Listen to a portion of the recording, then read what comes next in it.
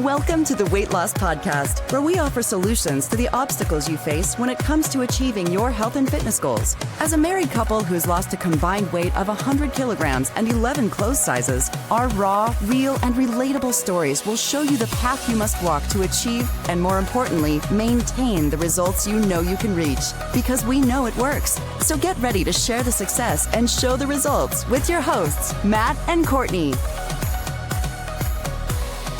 Something that no one tells you about losing weight, about keeping it off, is that the version of you that is watching us right now or potentially listening to us right now, the version of you that's tried everything, nothing seems to have stuck, and you are most likely rather frustrated. That version of you that's brought you here to this point, a hard truth is that version of you will not be the one who gets you out of this. So our mission here today with this episode is to just track down what's really been working against you, probably without you even realizing it. And we're going to introduce to you a model that I know I use a lot with working with people about identifying. It's like a triangular model, identifying known spoken problems and then breaking them down into known unspoken problems and then going a level deeper into the unknown and unspoken problems that really hold people like us back. You in? I'm here. So welcome to the Weight Loss Podcast. If you are new to the show, I'm Matt. This is Courtney. And if you aren't new to the show, well, I'm still Matt and this is still Courtney. Yeah? Yes. So welcome back or welcome to the first time. Do we have any life updates to give you? Anything you want to share on a personal note now that we're sort of settled into the new digs? I think so. If you hear any snoring during this podcast, it's just our dog. He's just sitting back here. Remy, living the pug life. Yeah. He's one of our co-hosts. There's you, there's me. And there's Remy. And there's Remy. Yes. Well, in that case, we should pretty much just dive in here. Yeah. But before we do, I do want to say if what I've already laid out before we jump in has kind of hit a chord with you, we do have a tool that you can access that we've built called the Trigger Finder. Pretty clever name. So just ask me. So it's a tool that we've made, a free tool that is going to allow you to run a quick diagnosis, 5-minute diagnosis to identify what your 3 biggest eating triggers are. And then the next time those triggers are triggered. I guess you'd say, you can then quickly put in a plan of attack in place to address them before they take over. So if you want a hold of this tool, just find us on Instagram. What's the page name? The Weight Loss Podcast. Would never have guessed. Creative. Super. And just DM us the word triggers and we will send it right over. So without further ado, Courtney, let's dive in. Let's. So we're here to have a bit of a discussion, you might say, about identity. Yeah. In a way. Because we kind of live in a world where we are sold surface level solutions to surface level problems. So, hey, you come and sign up for my 4-week, 6-week, 8-week maybe challenge. Here's your meal plan. Here's your training program. There's your macros. Go count your calories and good luck, bro. Mm-hmm. Except the things that are holding us back run so much deeper than that. So what we're going to do here is just to sort of build what the problem is in our minds. Let's take some time, Courtney, just to sort of illustrate our own personal examples of, as I said at the open, there's a version of us that brings us to a certain place. Who were you when you were sort of, I guess you'd say, at rock bottom? Like, what was your identity? What did you feel about yourself? Who were you, if that even makes sense? Yeah, it does. And to be fair, until we started, this came up in conversation and we decided to talk in more detail about it on the podcast. I hadn't really reflected that much on this question. Okay. But I believe, looking back, the identity I had back then was just that somebody who was always going to be fat. So I just believed that didn't really matter whatever I did, I was just going to be fat. Mm-hmm. Was that something you told yourself, or was that something that was put in place like environmentally through authority figures? I think for me it was put in place in my head just because I felt like I had family members who were overweight. I had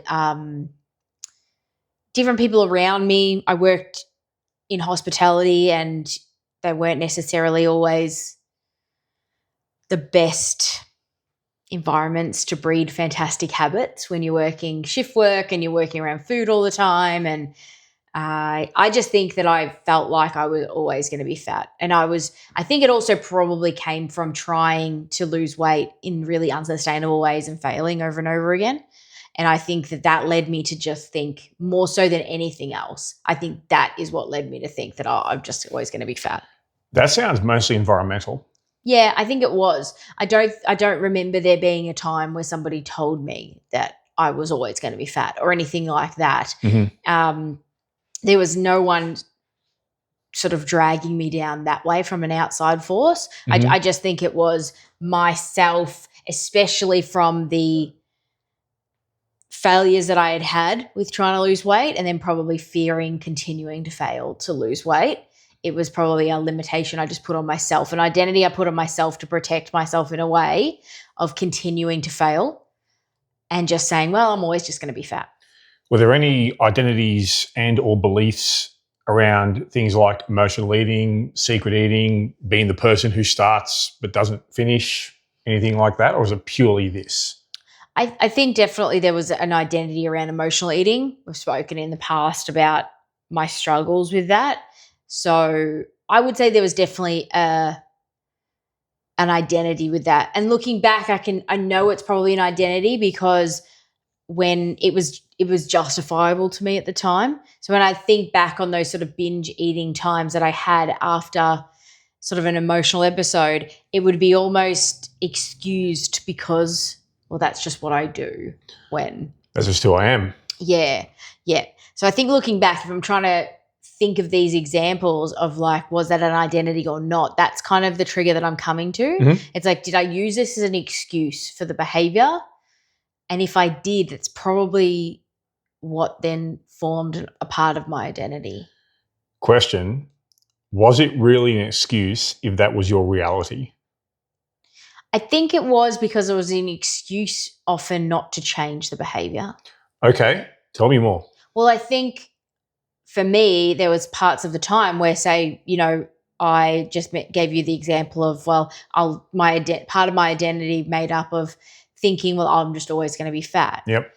That would come up most of the time when I'd either tried some sort of unsustainable diet and failed, or when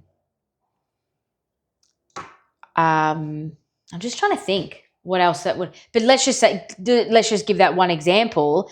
It would be an excuse for me to quit that. I think you definitely, maybe without realizing it, had the identity and belief of I'm the girl who avoids the weights room. Yeah, definitely. It was as an excuse not to go in there because I was fearful of it. Mm-hmm. I think most of my identity came from those sort of things. So it wasn't necessarily someone telling me, oh, you shouldn't lift weights. It came from me being afraid to do it. So my identity became somebody who didn't do that. Is same thing with trying out different weight loss diets and things like that. I'd done some, failed at them, and it was a fear of continuing to fail at them, or an excuse to not even try. As in, like, what's the point? It'll just happen again. Yeah. Okay. It became then the excuse of, well, I'm just always going to be fat. It would be the same thing with my emotional eating. I'd have a binging episode and I'd get to the stage where then I would, instead of then being riddled with like guilt for weeks and weeks and weeks, it wouldn't be uncommon for me to justify it as, well, that's just what I do when I'm going through an emotional time. Sounds like environmental factors sort of laid the foundation, then behaviors and or habits really started to cement beliefs and identity that then just fed back into each other. Yeah, and I'm sure there would have been some comments made in the time, but I don't think they were ever made to the point where it informed that identity. Okay. I think it would have informed some part of it. So like I would eat in secret when I was having my emotional binge eating days, because I'm sure there was probably a comment made if one of my parents or siblings had seen how much I was eating, there would have been some comment made of like, Definitely. whoa, did you eat that whole tub of ice cream? And it wouldn't have been like, what's wrong with you? It would have just been like, probably like a surprise, like, oh, I can't believe you ate all of that. How'd you do that? But that would have been a trigger for my mind to be like, oh, that was bad. I now need to make sure they don't see me do this again. And how'd you do that? How did I hide it? Yeah. You mentioned secret eater. Like that's not an uncommon thing. How'd you do it? Oh, I found hiding what I ate very easy. Sharing is caring. As an adult, and you have the luxury of being able to buy your own food. Yeah, but you still live with your family though, didn't you? Yeah, but I drove. I went to work. Okay. You could pick up takeaway whenever you wanted. Okay. You could hide the rubbish, I would eat in my bedroom, and you'd make sure that the rubbish was going straight outside into the big bin, not into the house bin kind of thing. So there was ways, there's easy ways to hide eating certain food as an adult if you want to. Yeah. Doesn't take much thinking, really. Okay. Well, not to me. I found it very easy to hide. It's your experience. So Yeah. Huh. Okay. Cool. Any other comments you want to add from a personal standpoint? No, I think this? they're the only ones I thought of when we started thinking about it. Yep. As I said, it wasn't something that I'd really ever investigated about myself and my previous self, if I can say it like that, Sure until we started speaking about it. So I'm sure there's reflections that will come up in the future that I'm just misremembering. But maybe during this episode. Yeah, but they're sort of, I think, the main ones for me. But there's definitely a distinct difference between the identity of, the person who was overweight, who had excuses for eating everything, who emotionally ate, who did all of those things, to the person that I am now. Okay. So what, you had to change that person? Yeah, definitely. Definitely, it was a mindset shift, which I'm sure we'll get into more. But if I stayed that person who rested on those excuses as just being a part of me, then I wouldn't be the person that I am now. Yep. I wouldn't get up at 4:30 in the morning to make sure I could get to the gym because I have a full day of work ahead of me. Now there's a life update. 4:30 a.m. gym starts. It's I would never have done that in a million years. No? No. What would have happened instead? I would have slept in and just not gone. Are you insane? Obvious question, isn't it? Yeah. Like, there's no way. You couldn't have paid me back then to go to the gym at 4:30 in the morning. And now you do it for free. Yeah. What the fuck's wrong with you? I know. But, yeah, that's just one single example of the way that I'm a different person. Yeah. Prioritizing different things. Am I a perfect person? No. Well, who is? So that's, yeah. So I still make mistakes. I still go through regressions of time where my emotional eating habit will come back up and things like that. But if I'm reflecting on those, the habit might potentially rear itself up again. But because I don't identify with that as being a part of me, it's a habit, it's separate to me. Okay. It's just something that I fall into. It's something that I can distance myself from, and I don't then have excuses as to that just being something I do. How much would you say that held you back? Looking back in reflection, being that person back then, how much is that holding you back? I think it held me back a lot. Yeah. Because a lot of it was based off fear. in everything that we've spoken about, in my reflection of things back then, my identity, I think a lot of it was based around fear. Okay. So I think I can safely say these days I've got to the stage where I don't fear making mistakes. I don't fear lifting weights. I don't fear going to the gym by myself. Mm-hmm. I don't fear being able to balance a healthy routine where I can still have the food that I love versus the staple foods that are going to help my body along. Those sort of things I don't fear. And I think I don't fear making mistakes. I don't fear those old habits come back anymore because I just know I've accepted the fact that that's always going to be a part of life. And I have the tools now I need to work with that. Okay. That makes sense.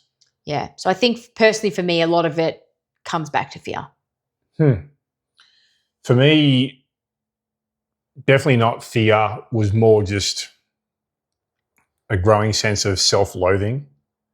So I viewed myself over time as, well, actually, let's take a step back further. I think mine probably initially did start with a combination of environment and harsh words.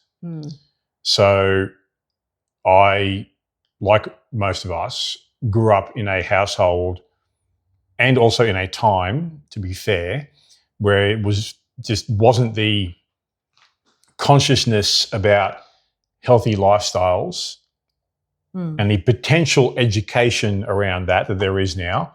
Although, side note, there is still a giant hole as far as education goes on healthy lifestyles these days. But back when I was growing up in the 80s and 90s, it's just non-existent. Yeah.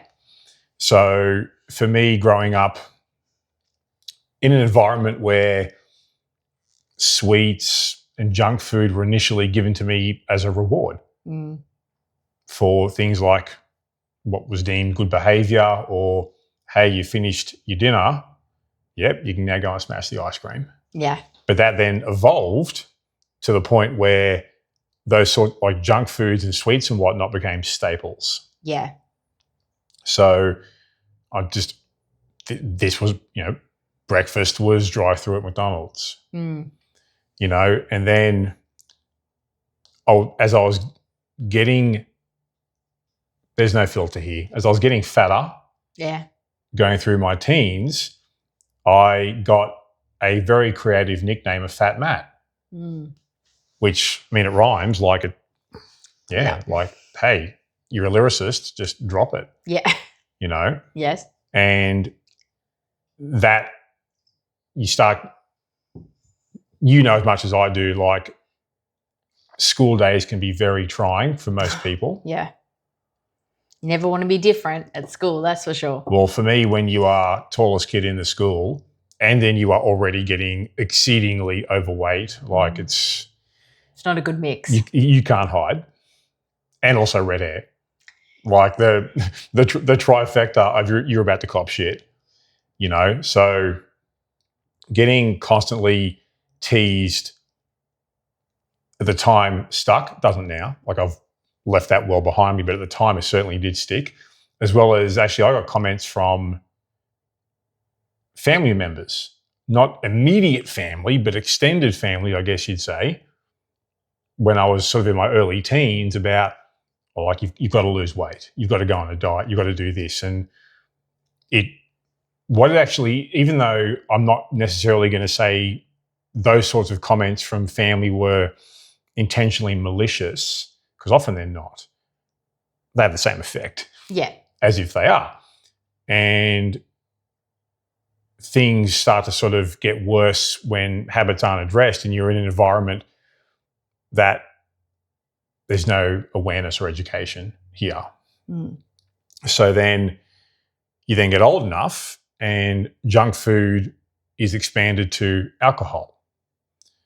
And then it becomes this negative feedback loop where you grow continually more unhappy with yourself, and the habits that you have to numb yourself from that unhappiness just make you worse. And one thing feeds the other, and it just gets bigger and bigger. And then eventually I started telling myself things like, well, because I've got no confidence socially, I'm the guy that needs to drink to have any sort of social ability. Where you contrast that to these days, I'm super happy being unsocial. Yeah. I'm cool with that. But no way. Hey, Can knock me over with a feather. Zero F's given. But back when I was younger and had no confidence in myself, and you're growing up, going through life, and you want to, meet new people, and it's like, well, okay, I just constantly felt judged. So I need to be a dude who drinks booze before going out for a night to drink booze. Yes. Yes. So I would then just have that identity constructed within myself. And then when I eventually joined a gym after my type 2 diabetes diagnosis, I was then the guy, because I was so emotionally unstable, who would use any excuse to not go to the gym. Yeah. So, rough day, boss had a crack at me, I'm going straight home. Yeah. I had to start early this morning. Man, I'd do a lot of physical activity because back in these days I was working in retail. Tough day, carrying all those boxes up the stairs. I'm just too tired for the gym. So you become that person who skips the gym for 9 out of 10 reasons, but also grew to become more of that person who just had an abysmal relationship with food. So I would use food as a combination of a reward. So for the rare occasion when I did exercise, I've earned it, let's go. Yeah. I'd just go ham on junk food. Yeah. But also then on the other side of it, I'm the guy who would use food and alcohol as a coping mechanism. So if I did have an argument or a bad day at work, or a customer had a crack at me, or in some cases, like you can tell people were having a shot because of how heavy I am, or not am, but was, how heavy I was and how overweight I was. Like, got to numb this feeling. What's the best way to do that? Eat it away. Yeah. And that then starts to reinforce. And then this spirals. This just gets worse and worse, right? So then it's like, well, I start telling myself, I'm always going to be this way. I'm meant to be this way. I'm going to die alone one day. No one's ever going to love this thing. And you think and identify a certain way, and your behavior will match that. Yes. So I would often find myself not sleeping at night because I'd sit there just staring at the ceiling, just telling myself how much I was a screw up, or obsessing about a mistake I made at work, or how I could have done a conversation with a girl better, like just all these little minute, in hindsight, nothing burger things. But back then, if you're the sort of person that beats yourself up for anything going wrong, the smallest thing is a catastrophe. Yes. So you then start to develop this overall sense of being of like, well, I'm that dude who can't get anything right, so what's the point of even trying? Mm-hmm. So that's where I came from. Yeah. So you spin this forward a bit. I also want to give a bit of a deep dive here. So that's where we've come from personally. I want to give some examples of what I've seen professionally with this, because this is what really informed this episode here, is going back through the data, because I'm going to cop to this. I've been a bit of a hoarder over the years, you might say. Not like full, this dude's getting on TV hoarder. No. But enough to cause some tension between us at times. This is like real shocking news all round in this podcast Well, today. it's not shocking to you because you live with me, but to you, yes, I have a bit of a hoarding. I'm hoarder adjacent. Anyway, one thing I do hoard, and I'm proud to say I have this, is I have kept every correspondence, every bit of information, every data point that has been accumulated since I first became a personal trainer, from when Courtney became one, from when we were gym owners to having an online business to starting this podcast. I've kept it all.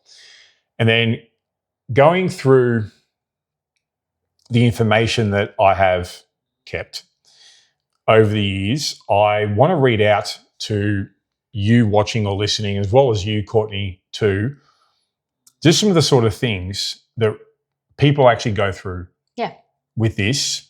And I really want to hammer home how much and how deeper this is than just weight loss. Like, people think their problem is weight. Like, mate, no. If you ask me, and this is part of it's our podcast, I'm asking me, I personally believe that plenty of people will tell you that they think weight and obesity is a disease. If you're asking this guy, it's a symptom. Yes. It ain't the disease. It's a symptom. And part of the disease is what you discover when you go below the surface. So I said at the start about a triangular model. So at the top of this triangle, you have known and spoken issues. So here's some examples, right, of some information and data that I've gathered where identities are started, easy for me to say, to be formed. I want to quote this. I quit. I make excuses. I put others before myself. I lose focus on what I really want. Next quote. I eat for all kinds of reasons, like deserving it, or, oh well, F it, or F it, that is, not effort, F it, or this will make me feel better. P.S. It doesn't, it makes me feel worse. Next quote. I comfort, reward, and push down emotions with food. No matter how much I know in my head on how to manage my weight or what to eat, I've not been able to. Next one. I binge eat and am an emotional eater, both when it comes to positive and negative emotions, and most especially stress. And the next quote in this category, it's a stress coping behavior, and I know it's self-sabotage. These are just some examples of what I would call known spoken problems or situations.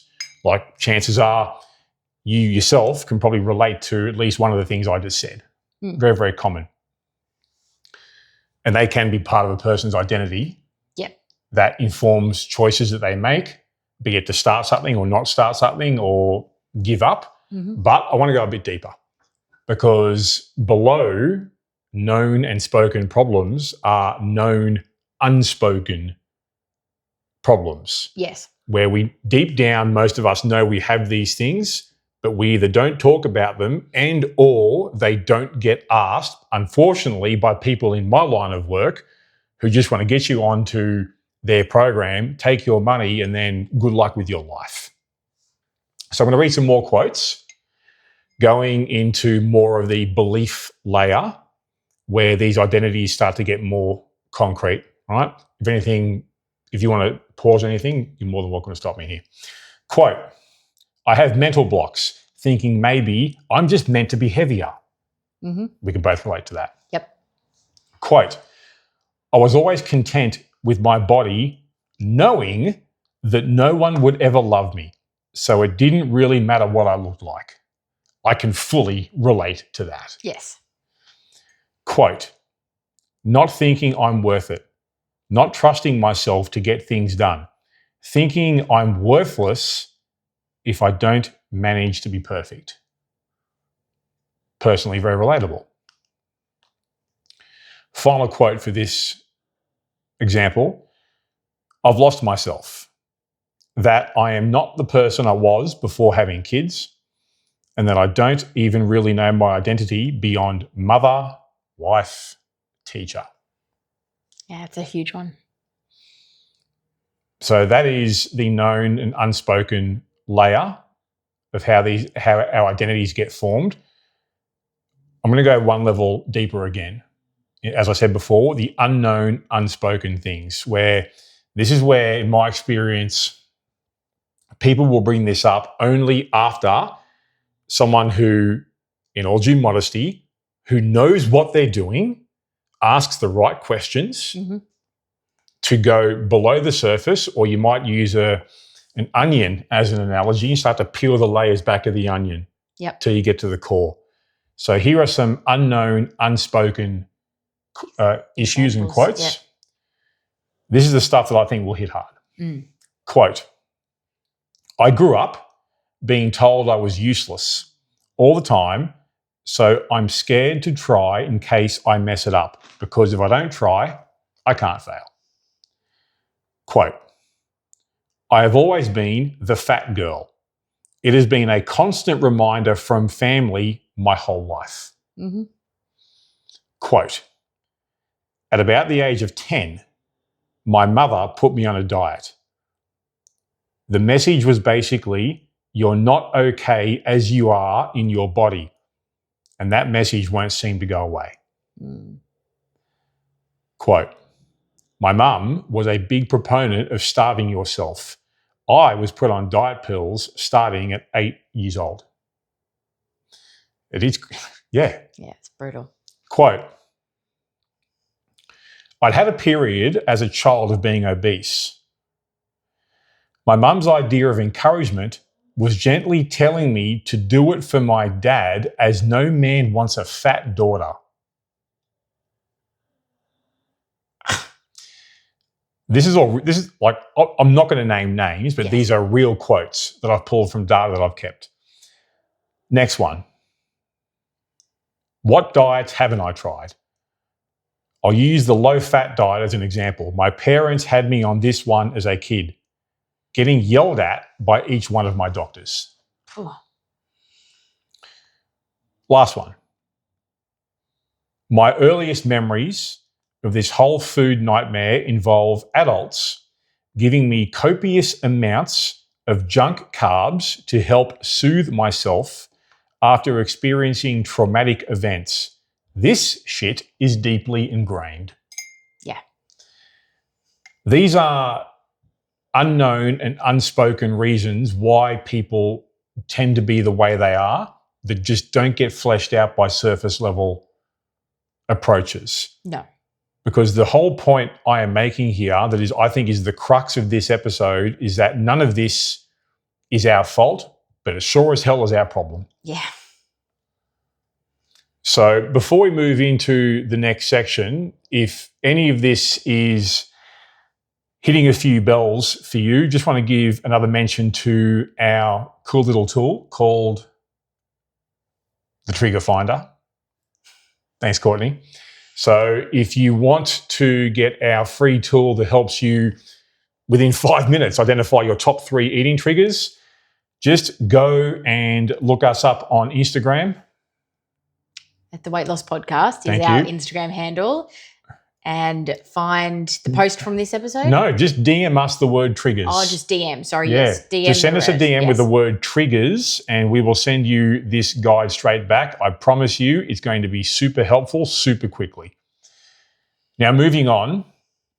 Let's talk about solving this little problem. Before we do, what did you get out of those quotes that I just shared? Oh, So I was watching your facial expression in real time and it looked like pain. well, most of them are. Like, most of them are just like, even though I've read them before, it just gets me every time. It hits. Yeah. And that's why I know for me, I'm so passionate about this, is because when you really want to change who you are, it's never as simple. Like, okay, I'll be clear. The law of human thermodynamics is real and it's true. Yes, calories in versus calories out. If it was that simple, we wouldn't be here doing this podcast and you wouldn't be here listening or watching, because we'd all be in immaculate shape with no bad habits. It's never as simple as that, because to really help people, you have to start to initially, and probably for some time, dig below the surface to almost find that trail of breadcrumbs to, well, where'd this start for you? So for some people, like with us, for example, it could have started environmentally. It could have started with authority figures having an impact on who we are when we're at a young age. It could start from just being teased in school, you know. But we're not all about problems. We are also about solutions. Yes. So let's spin this one ahead. How have we got over this? Like, how have you and then how have I got past this? Yeah. Well, I mean, for me, as I said, I think mine a lot was built on fear. Yeah. So my identity a lot was based around fear of failure, fear of doing things, fear of looking silly, fear of everything. And a lot of my identity and personality came from that to mask that fear. Yeah. So I think for me, the problem solved itself by literally very, very slow steps over many, many, many years of just slowly letting go of the fear. So slowly letting go of the fear of lifting weights. How do you let go of it though? For me, it was doing it in a way that I felt safe and that I felt supported, and coming up with really clear goals for myself. And then it was just over time, repetition, achieving those goals, seeing results, and realizing I didn't have to fear the failure, which means I didn't have to rely on that old self. Specific question then with you, what drove you or how did you take the first step? Because I'm going to, tell me if I'm wrong, my guess would be the first step was the hardest. The first step was the hardest. The first step for me, distinctly remember it to this day, was going to my gym like I usually always do and working up the courage to ask the receptionist for a recommendation for a personal trainer. Were they your words? Yeah, I wanted to work with somebody. What did they say? Then they recommended you, shockingly. But it was just like, yeah, sure, we'll put you in touch with someone. Will they ask you any questions? They asked me what I wanted to do, like what was my goal. And? Well, my goal was to lose weight. And then that's when they recommended you. And then I think you reached out to me. But it probably took me, once I'd made the decision again, like my snapping point, you know, we've spoken in the past about finding your snapping point where you're ready to make a change. It's that threshold, I think, tell me if you agree with this, you cross a certain line where you think to yourself, I don't care what it takes. I don't care what's involved. I don't care how long it's going to take. This is done. Yeah. I think for me, when I hit that point, it was still probably another couple of weeks before I got the courage to actually ask that question. Was just fear that was holding you back? Yeah. Yep. Fear of what? Oh, fear of looking silly, fear of rejection, fear of, trying something and failing again. Yeah. Insert fear here, and I would have felt it. What got you over the hump to do it then? I honestly couldn't tell you. Really? I think it literally had just built up to the point where I finally just decided to do it. I think I can potentially put words to that. It's where the pain of staying the same outweighs the pain or the risk of change. And I think it was just perfect timing for that day too. As I said, I'd been building up to it, I remember, for weeks, and it was just this perfect day that I was at the gym and there was nobody at the reception counter when I was leaving. And no audience. There was no audience. It was just the perfect time that there was somebody there who I knew was going to be able to answer the question. And it was the end of my workout, so I could leave straight away, you know. It was just like, ask the question and run. Oh yeah. Yeah, it was strategic. I'd thought it through. So it, all of the stars sort of lined up for that one too for me. What about you? Well, for me, it was like 100% the example I just gave. Yeah. Where you get to the stage where you have had so much of your own bullshit and you hate the status quo so much that it is, for me, it was a genuine snap. Yeah. Where it's just like, you know what?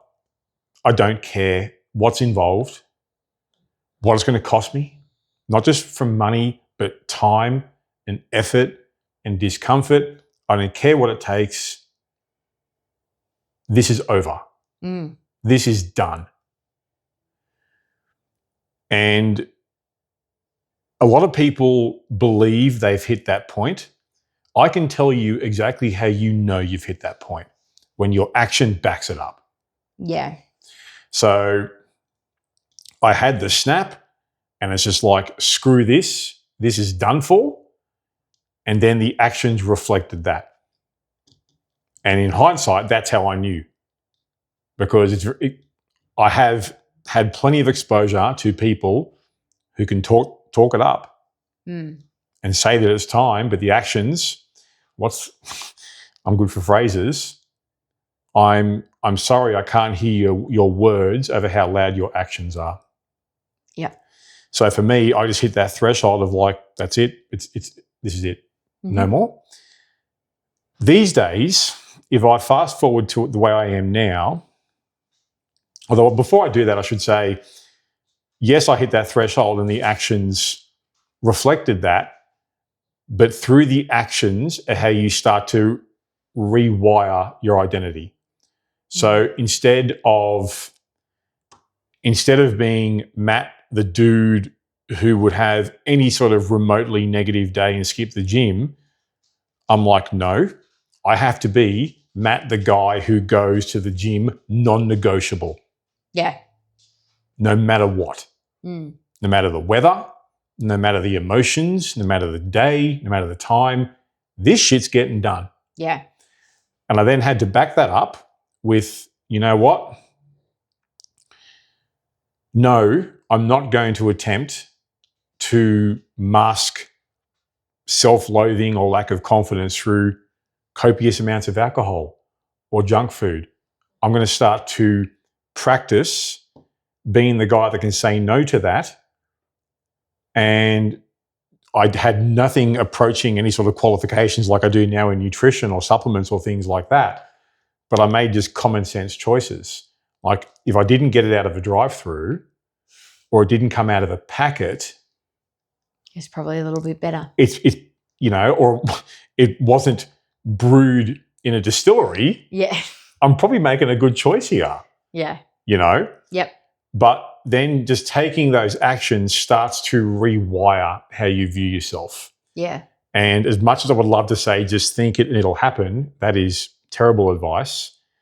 You do have to think it, but it then has to be backed up. Yeah.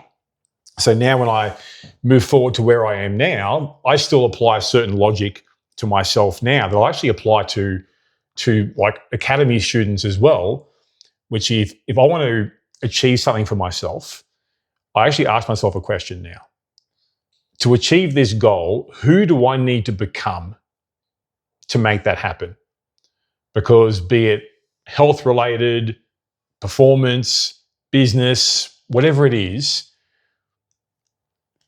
the objective that you want to reach will require a certain version of you to do it.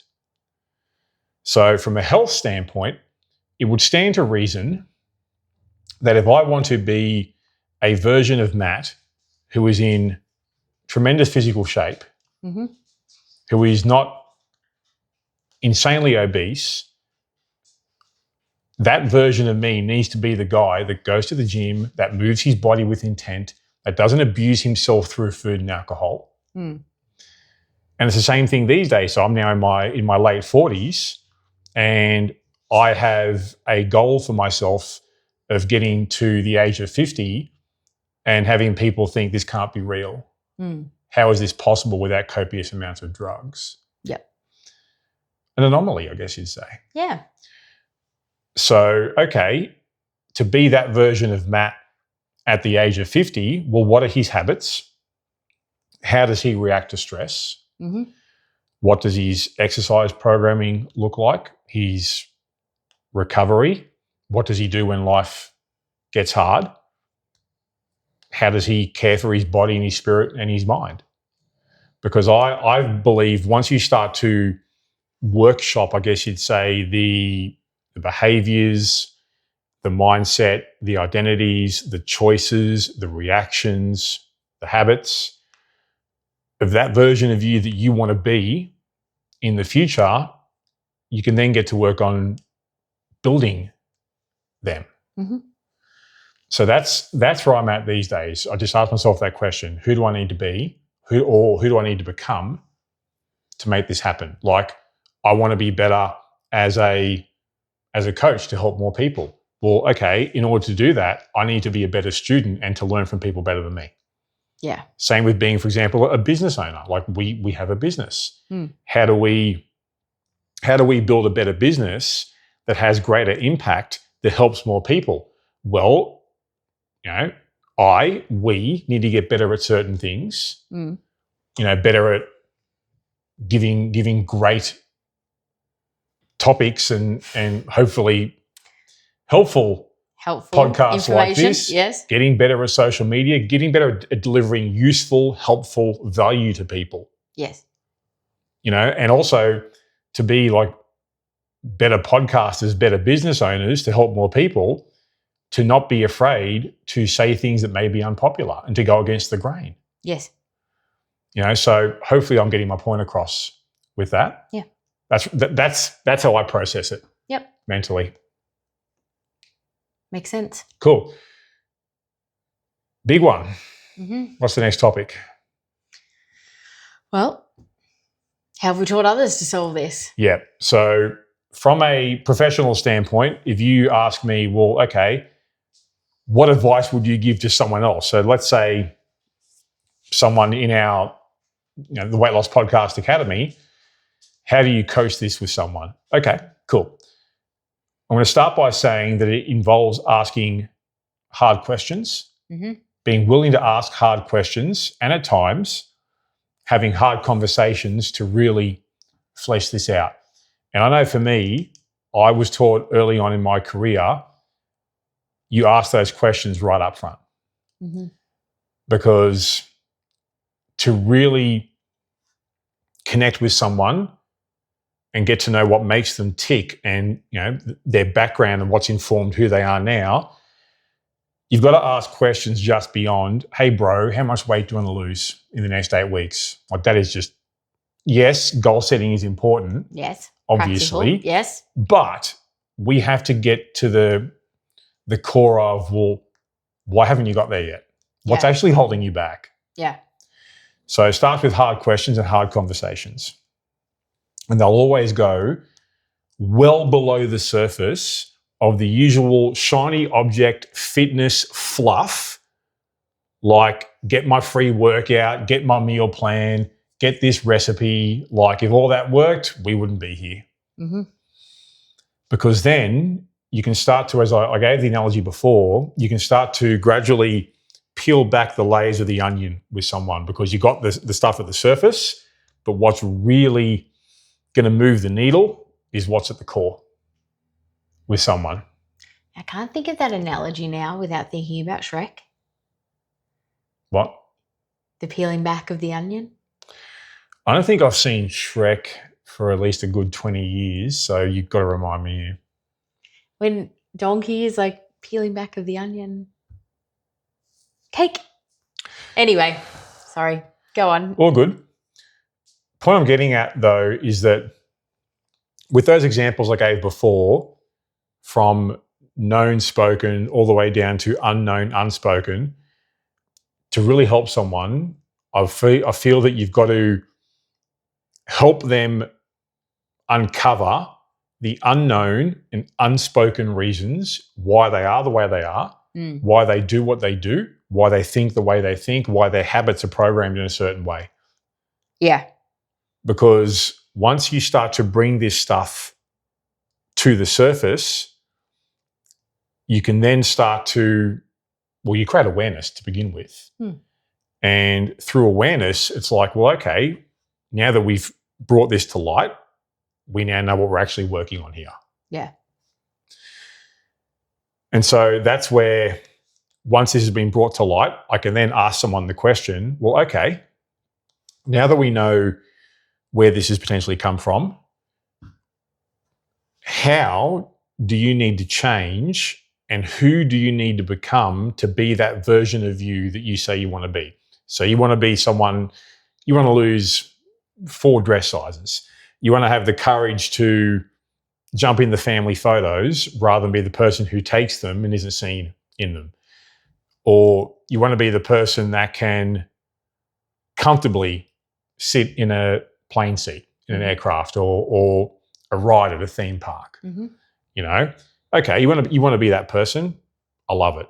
Great. Who do you need to become for that to happen?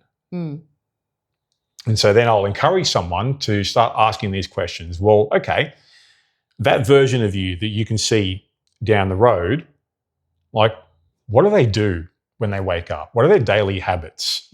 How do they react to good times and tough times? How do they think? How do they process information? What questions do they ask? What do they prioritize? What's important to them? What do they value? You know, is that version of you the version of you that goes to the gym when your program calls for it, even when you just could not be buggered? Yeah. And I want to really work with someone to flesh that out. Yeah. Because it's also become the statement of intent. Well, okay, this is now out there in the open. And that's where accountability can come in. Because I believe if you help someone improve themselves, rebuild themselves, whatever, from the inside, then the outside will follow suit as a byproduct, which is why I said at the top of the episode, I don't think obesity is the disease. I think it's the symptom. Yeah. So I firmly believe through my own experience personally, and now doing this for coming up on 16 years now with hundreds and hundreds of people, that if you go below the surface, or I call it the inside out approach. So most programs, diets, just surface level shit will go the outside in, as in they'll try and help fix you, or maybe actually fix you is not the right word because we're not broken, but they'll try and help you by just addressing things from the outside, as in calories, rapid weight loss, short-term stuff. Gym routine. And that can work, except that identity that you've got deep inside is going to be your limiting factor and will tell you how well you've got a chance of making it stick. Oh, yeah. So it just addresses the surface level stuff, not the stuff at the core. I prefer what I call the inside out approach, so that if we go below the surface and really work on what's happening below the surface, then as that person starts to rediscover themselves or discover themselves for the first time, well, the outside is going to change as a byproduct. Yeah. And I've now seen this happen enough times and lived it myself and married someone who I've seen it happen to. I firmly believe and know this is how you make the changes stick. You go inside out. Don't go outside in. Because otherwise, I think if you focus on the outside, not the inside, that person, no matter what great results they get short term, will eventually slide back because their old identity, the person that came with them into this mess, is still the one driving the car. So we're going to change that. Yeah. That's a good analogy. That's where I'm at. Nice. Any extra comments you'd like to add to that, wifey? No, I think it was pretty comprehensive. Any pushback? Anything you disagree with? No, I don't think so. Yeah? I think we spoke about this ahead of time, and I agree with everything that you said. Really? Mm-hmm. I know, shocking. Yeah. Doesn't happen very often. As a married man and a husband, it's very unusual to hear these words. Absolutely. All right, well, let's do a bit of a takeaway and a recap. Yep. And we'll bring this one to a close, or we'll land the plane. We will. As we like to say. What would your overall takeaways be from this? Well, I think the best recap probably would be just to be recapping the mission, which was to really get across that the person that you are when you gain the weight is not the person you're going to be when you lose the weight. Yeah, I think we can even simplify that further to the title of this episode: "The person who got you here won't get you out." No. I think it's a great way to really explain the mission of this. I think it would be good, Matt, if you just recapped those 3 points of the triangle that we spoke about earlier with the examples. Okay. The triangle model of problems. Mm-hmm. Well, the surface level, which most programs unfortunately will address, are known spoken problems. Yep. I try and fail. I can't stick with things. I'm an emotional eater. They're all real problems, but they're top level stuff. Yeah. Below that, we have the known unspoken problems, where the things that people know are not helping them, but man, it hurts to admit it. Yeah, but we're going to keep that buried inside. Then the base level, where you really can help someone and really start to help them change who they are for the better, is when you discover and flesh out and address the unknown and unspoken problems. And what they are the things or the problems or the circumstances that when they are brought up to you, or when someone helps you to flesh them out, you realize, holy shit, I never thought of it that way. Yeah. And you can then start to almost trace back so many things that explain the way you are now to what happened previously. Yeah. And that's where we spoke about, it could be environmental. Yeah. Could be other people in your life. Yep. Could be self-made. So I'm not going to sit here and use this episode as a chance to blame people, because as we said before, really this isn't your fault, but it is your problem. You've got to fix it. You've got to work on it. Yeah, absolutely. Any other takeaways you've got here? I think that recaps it pretty well. All right, well, we're going to go. Hopefully this has been helpful. We are always open to comments and feedback. Yes. And questions as well. So there will be, if you're with us on the YouTubes, we've got the comment section right below. If you can now do comments on Spotify. Yes, you can. As well. Spotify is our biggest platform still. Yes. So you can. We love feedback. We love questions. We love ideas as well. I would say from here, a really useful, helpful next step will be, if you want to go a little bit deeper again, I spent some time putting together a bit of a training or presentation, choose your word here, on YouTube, just talking about the 4 most common mistakes that I've seen people make with their weight loss attempts. And this episode is going to help be a bit of a bridge into that as a further deep dive. If you want to sort of double click on a topic like this and go a little bit deeper, go and check out that video on YouTube. I will make sure there is a link in the description below. Yep. Other than that, we're out of here. We're done. Hopefully a job well done. Hopefully. Up top. I hope that helps. And see you next week. See you then. Are you ready to share your success? Head over to our website for full access to our show notes, resources based on today's topic, and links to our Facebook group so you can share your story with our hosts and many others out there who are looking to achieve and maintain their health and fitness goals. You can find all that and more exclusively at theweightlosspodcast.com.